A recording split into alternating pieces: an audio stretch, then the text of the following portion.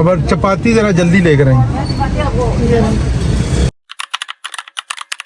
अस्सलामुअलैकुम वरहमतुल्लाहि वबरकातुहू। कैसी है मेरी यूट्यूब फैमिली? आई होप आप सब ठीक ठाक होंगे। अल्लाह पाक आपको हमेशा ठीक रखे, खुशआबाद रखे, ठंडी मीठी मज़ेदार सी खुशियाँ आपका मुकद्दर करे।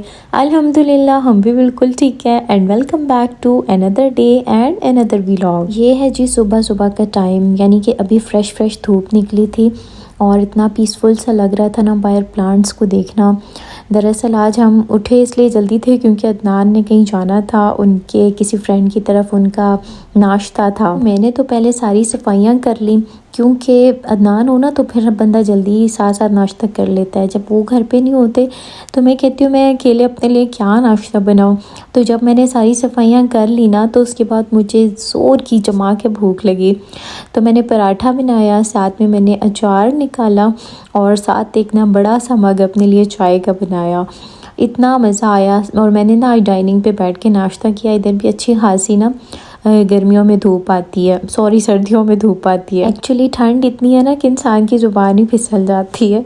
अच्छा, फिर नाश्ते से फ्री होके मैंने सोचा क्या बनाऊँ, तो मैंने ना फटाफट कोफ्ते बना लिए। मैंने कहा चलो कोफ्ते बने हुए पड़े हैं, बस जल्दी से इनकी ग्रेवी बनाती हूँ और ना बस जल्दी से खाना डन करती हूँ। आज मेरा कोई मेहनत वाला काम करने का दिल नहीं कर रहा था। साथ मैंने जो है ना वो साथ में शीर खुरमा बना लिया था नान के लिए, तो खाने की तरफ से मैं रिलैक्स हो गई कि चलो मेरा खाने का काम जो है ना वो हो गया।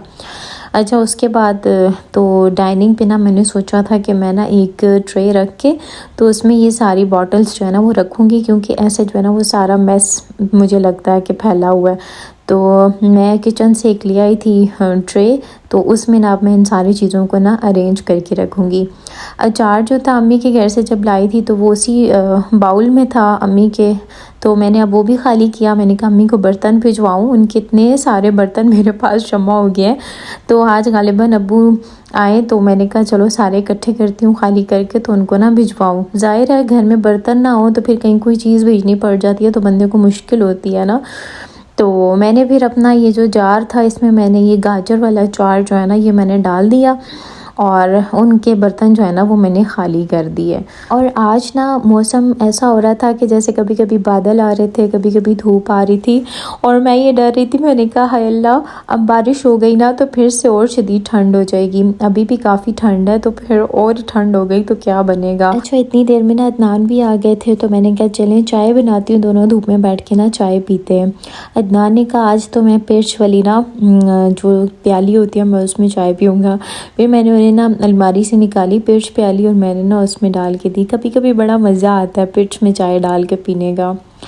तो बस फिर उसके बाद मैंने जो अंदर की चीज़ें होती हैं कोशिश करती हूँ कि जल्दी से ना उनको वॉश करके ड्राई करके तो उसको वापस रख दूँ, क्योंकि किचन में जितनी ज़्यादा चीज़ें बाहर की होती हैं ना उससे फिर उतना इंसान का दिमाग जो है ना वो सुन रहता है रश देख के किचन में। अच्छा, आज ना मुझे अदनान एक बात बता रहे थे और मुझे ना कुछ टाइम पहले वैसे ही एक व्हाट्सएप पे फॉरवर्ड आई थी एक वीडियो और साथ एक वॉइस भी ना, तो वो तो मैंने वीडियो जैसी देखी मैंने फ़ौरन बंद कर दी, क्योंकि इस तरह की वीडियोस जो है ना जिसमें खून शून हो वो मैं नहीं देखती, मेरा दिल नहीं बर्दाश्त करता। तो गालिबन किसी आदमखोर का जिक्र था तो आज मैंने तो वो बात बस बंद की और मैं कोशिश करती हूँ जल्दी जल्दी दिमाग से ऐसी बातें निकाल दूँ, क्योंकि इंसान ना डिप्रेशन में चला जाता है ऐसी चीज़ों को देख के। तो मैं ही कोशिश करती हूँ नेगेटिव बातों को ना मैं सोचूँ ना मैं उसको डिस्कस करूँ। तो आज ना वैसे अदनान ने भी ज़िक्र किया मेरे साथ चाय पीते हुए कि इधर अडियाला रोड वाली साइड पे भी कोई इस तरह का केस देखने में आया है आदमखोर का और किसी बच्ची पे अटैक किया है। तो मैंने कहा अच्छा, मुझे भी कुछ टाइम पहले ऐसे फॉरवर्ड वीडियो आई थी और मैंने तो डिलीट कर दी थी। तो ये वाकई में ऐसा सीन हुआ है? कह रहे थे हाँ, उनके दोस्त बता रहे थे कि काफ़ी इस तरह के ना केसेस देखने में आ रहे हैं। तो मुझे इतना इस बात से खौफ आया। मैंने कहा पहले तो इंसान जानवरों से डरा करते थे कि वो हमला ना कर दें, वो चीर फाड़ ना दें, और अब बस क्या इंसान ही इंसान को खाना शुरू कर देंगे, और वो भी इतने बुरे तरीके से कि ये जो गर्दन का सामने वाला एरिया होता है गला, इस जगह से ना चक्की काट के और अस्तगफिरुल्लाह अस्तगफिरुल्लाह। तो मैंने सारी उम्मत मुस्लिमा के लिए, हर एक के लिए दुआ की कि अल्लाह पाक हम सब को ऐसे इंसानों के, ऐसे दरिंदों के शर से ना हमेशा महफूज रखना, आमीन। अब तो हालात इतने ख़राब हो गए ना कि बिल्कुल घर से बाहर निकलने वाला हाल ही नहीं रहा। अम्मी से डिस्कस करी थी तो अम्मी बता रही थी कि उनके मोहल्ले में भी ना कल एक चोरी हुई है। दिन दिहाड़ी ख़वातीन जो हैं वो घर में दाखिल हुई और मज़े से ना मोबाइल पे हाथ साफ़ करके चली गई। तो ये हालात हैं आजकल के कि मुसलमान भी मुसलमान को ना काटने को दौड़ रहा है, खाने को दौड़ रहा है। अल्लाह पाक सबको हदायत दें, आमीन। अच्छा, अभी मैंने आपको बाहर का मौसम दिखाया है ना, अभी फिर से बादल आना स्टार्ट हो गए थे।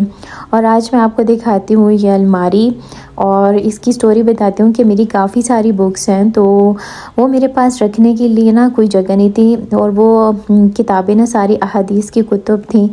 तो वो ना मैंने ऐसे ही विंडो में रखी हुई थी। तो आपको पता है कि सेम शेम आ जाती है दीवारों में, तो मुझे इनका काफ़ी टाइम से ना डर लगा हुआ था कि इनको सेम ना लग जाए, क्योंकि बुक्स की ना काफ़ी केयर करनी पड़ती है, और स्पेशली अगर अहादीस की कुतुब हों तो फिर इंसान को ना इस मामले में बहुत एहतियात करनी पड़ती है।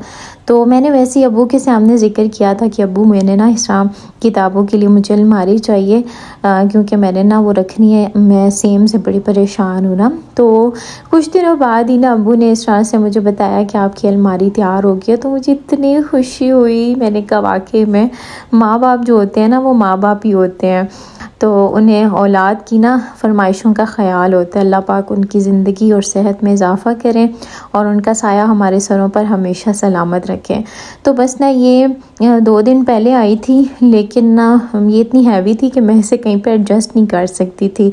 तो अदनान ने जैसी लाई थी वैसी इसके ऊपर दस्तूल पे रख दी थी ना ड्राइंग रूम में। तो आज मैंने कहा आज तो मैंने ये काम करना ही करना है। तो पहले मैं ना शीट्स ढूंढ के लाई, तो ये मेरे पास कुछ शीट पड़ी हुई थी, तो मैंने कहा चलो इसको ना अंदर रैक में लगाते हैं और फिर इसके बाद ना मैं इसमें बुक्स रखूँगी। तो अभी जब मैंने शीट्स लगा दी ना, तो मैंने अदनान से कहा कि आए ना ज़रा मुझे इसको एडजस्ट करके दें।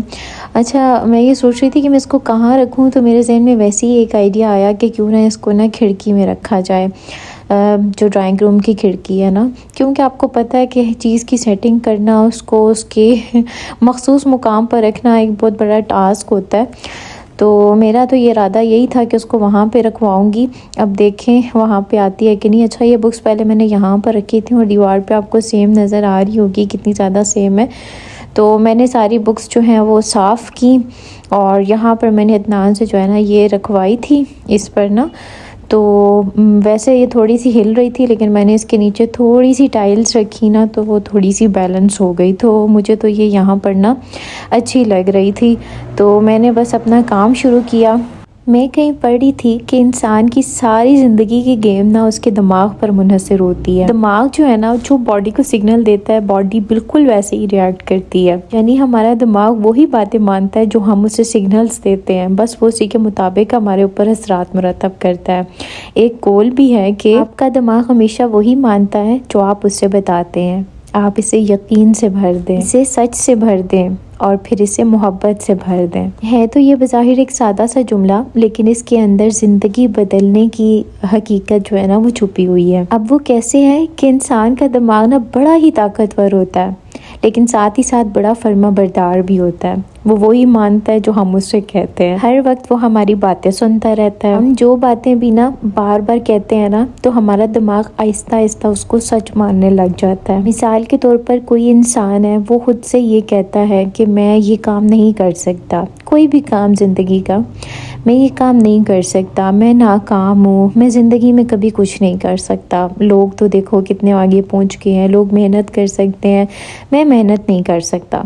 बिल आखिर आहिस्ता आहिस्ता क्या होता है कि दिमाग इसी बात को सच मानने लग जाता है और बिल आखिर आपका तर्ज़ अमल भी उसी के मुताबिक होने लग जाता है। मनफी सोच, नेगेटिव सोच इंसान को हमेशा खौफज़दा, परेशान और कमज़ोर करती है। इसके बरक्स अगर हम अपने दिमाग को पॉजिटिव साइंस दें, पॉजिटिव बातें सोचें, तो रिज़ल्ट भी बिल्कुल इससे मुख्तलिफ निकलेगा। जब हम अपने दिमाग से कहते हैं ना कि मैं कर सकता हूँ, मैं कोशिश करूँगा, मैं कामयाब हूँगा, तो रफ्ता रफ्ता इंसान के दिमाग में ये बात बैठ जाती है और बिल बिलाखिर वो दिमाग की ताकत से वो काम कर गुजरता है। दिमाग हमसे कभी बहस नहीं करता, बस जो हम उसे से कहते हैं ना या समझाते हैं वो वही मान लेता है। इसके बाद कहा जाता है कि दिमाग को यकीन से भर दो। अब यकीन से कैसे भरो? यानी खुद पर यकीन रखो, अपनी मेहनत पर यकीन रखो, अपनी बेहतरी के इम्कान पर यकीन रखो। यकीन ही ऐसी चीज़ है जो इंसान को मुश्किल वक्त में हार मानने से बचाती है। जब दिमाग यकीन से भरा हुआ हो ना तो इंसान कहता है कि कोई ना कोई रास्ता ज़रूर निकल आएगा। फिर कहते हैं कि अपने दिमाग को मोहब्बत से भर दो। मोहब्बत इंसान के दिमाग के लिए ना बहुत ज़रूरी है। जब इंसान खुद से सख्ती और का रवैया रखता है तो बिलाखिर उसका दिमाग भी ना तनाव का शिकार हो जाता है, स्ट्रेस में चला जाता है। लेकिन जब इंसान अपने दिमाग से मोहब्बत करता है ना तो वो अपनी गलतियों पर दबाव का शिकार नहीं होता, बल्कि वो एक तजुर्बा समझता है अपनी गलतियों को कि ये तजुर्बा उसे ज़िंदगी में आगे कामयाब होने के लिए मदद करेगा। अल-मुख्तसर ये कि कौल हमें सिखाता है कि हम अपनी रोज़मर्रा ज़िंदगी में अपने अंदर की आवाज़ पर ध्यान दें। जैसे खाना जिस्म को बनाता है वैसे ही ख्यालात आपके दिमाग को बनाते हैं। मनफी ख्यालात, हर वक्त मनफी सोचना, ये वो ग़ज़ा है जो आपके दिमाग को बिल्कुल तबाह कर देती है। और फिर सबसे बड़ी बात कि अल्लाह पाक कहते हैं कि मैं अपने बंदे के गुमान के मुताबिक होता हूँ, जैसा वो मेरे लिए सोचता है कि मैं उसके साथ पेश आऊँगा। तो हर वक्त पॉजिटिव सोचें, अल्लाह पाक से अच्छी उम्मीदें, अच्छे गुमान बना कर रखें। इंशाल्लाह आपके लिए रास्ते ऐसे निकलेंगे कि आप खुद दंग रह जाएंगे कि ये सब कुछ कैसे पॉसिबल हुआ। तो आज का ये लेसन है, हमेशा पॉजिटिव रहना है। तो जी यहाँ पर ना रात में थोड़ी सी भूख वगैरह लग रही थी और अदनान को मलाई बोटी बहुत ज़्यादा पसंद है, तो हम लोग ना मलाई बोटी खाने के लिए बाहर आ गए थे। और ठंड का आलम आप शीशों को बखूबी देख सकते हैं कि शीशों पर ठंड के क्या हालात हैं। इतनी धुंध थी कि क्या बताऊँ। मैं तो बस इसके ऊपर बार बार टिश्यू लगा रही थी कि ये थोड़े से साफ़ हों शीशे, बहुत ही ज़्यादा ठंड थी। तो हमने खाई मलाई बोटी और मलाई बोटी खाने के बाद अदनान को, मैंने आपको बताया उनको मीठा बहुत ज़्यादा पसंद है, तो बस फिर हमने जमज़म से फ्रूट चाट ली और अदनान को इनकी फ्रूट चाट ना बहुत ज़्यादा पसंद है। और आज ना मलाई बोटी के साथ जब मैंने मीठी चटनी देखी तो मुझे इतनी हैरत हुई। अच्छा पहले मैं समझी कोई खट्टी मीठी चटनी होगी इसके टेस्ट को इन्हेंस करने के लिए, लेकिन ना जब मैंने टेस्ट की तो बिल्कुल मीठी थी और मुझे समझ नहीं आया कि इनका क्या कॉम्बिनेशन था। नमकीन के साथ मीठी चटनी, हो सकता है लोगों को अच्छी लगती हो बट मुझे साथ में मीठी चटनी बिल्कुल नहीं अच्छी लगी। हाँ अलबत्ता जो दही वाली चटनी है वो उसका बहुत मज़ा आता है। तो आई होप आपने वीडियो को पसंद किया होगा, लाइक लाजमी कीजिएगा। अल्लाह हाफिज़।